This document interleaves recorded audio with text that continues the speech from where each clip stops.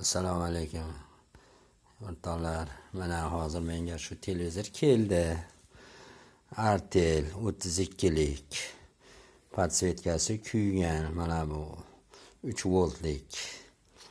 Mana shuni endi hozir yangi qo'yish kerak buni.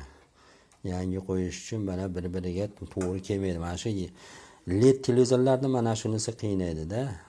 Olib kelgan zapchasimiz bir-biriga to'g'ri kelmaydi. Original holatdagi bo'lsa, u boshqa gap endi.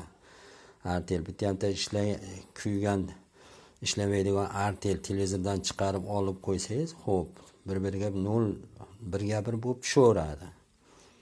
Lekin mana bu olib kelib zapchasiga qo'yganimiz jinday farq qiladi mana shular.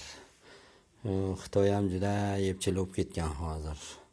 Narsasini o'tirish uchun mana shunaqa qiladi.